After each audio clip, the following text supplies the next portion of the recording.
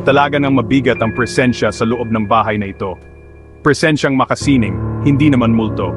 Puno ng sining ang unang palapag ng La Pearl White House, pero karamihan ay narito para masagot ang kanilang kuryusidad tungkol sa kinatatakutan at hindi may paliwanag.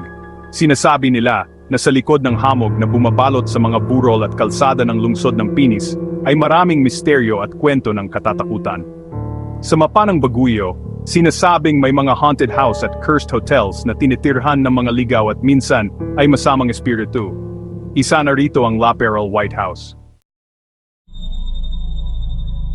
Ang panggugulo. Ang La Pearl White House ay kapansin-pansin sa Leonard Road, katabi ng sinasabing haunted din na teachers camp. Sa susunod na video, pag-uusapan natin ang haunted teachers camp sa Baguio. Balik tayo sa La Pearl White House. Maraming kwento ang naglipana. May mga nakakita sa isang batang babae na nakatayo ng walang kibo sa pangatlong hakbang ng hagdan. May ilan na nakakita ng isang babae na nakadungaw sa bintana. May mga nakarinig ng mga galit na boses at malalakas na ingay mula sa loob ng bahay kahit walang tao. Ang iba ay nagsasabing pakiramdam nila ay hindi sila tinatanggap at binabantayan sila. Ang mga guwardiya ay takot pumasok sa gabi. Isang araw, inutusan ng tagapangalaga ng bahay ang isang guwardiya na putulin ang fortune plant sa isang gilid ng bahay. Nagkasakit ang guwardiya at hindi makalakad ng ilang araw. Isang guwardiya rin ang nagbahagi ng kanyang karanasan sa loob. Habang nagroronda, nakatanggap siya ng tawag mula sa kanyang asawa. Maayos ang usapan hanggang itanong ng asawa kung sino ang kasama niya. Sinasabi ng asawa na may naririnig siyang boses ng babae. Ang totoo, mag-isa lang ang guwardiya. Kahit ang mga residente at staff ng mga kalapit na establishmento ay may kanikanyang kwento ng mga nakakatatakot na engkwentro sa White House. Isang insidente ang nangyari sa PNK's restaurant na nasa tapat lang ng bahay. Noong tumingin ang clairvoyant sa salamin ng restaurant, nabigla siya nang makita ang isang babaeng nakatayo sa likuran niya kasama ang refleksyon ng bahay, ayon kay Ferds de Sena ng ironwolf.net.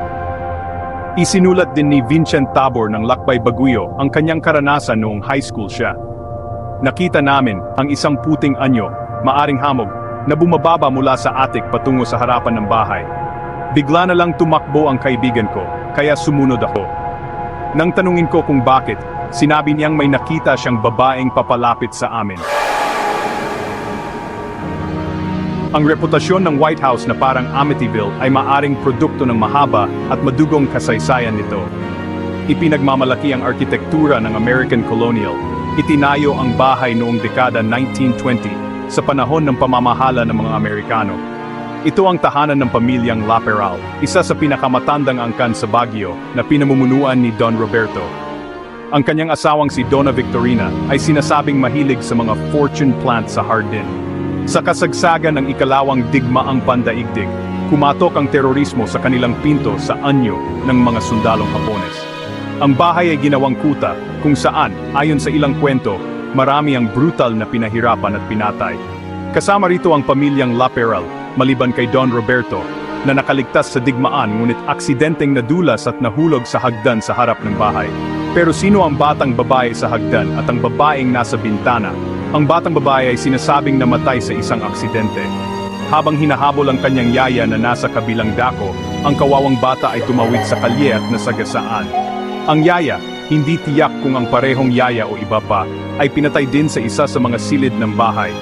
Pinaniniwalaan na ang babaeng nakatayo sa bintana na nakatingin sa kalye ay ang yaya,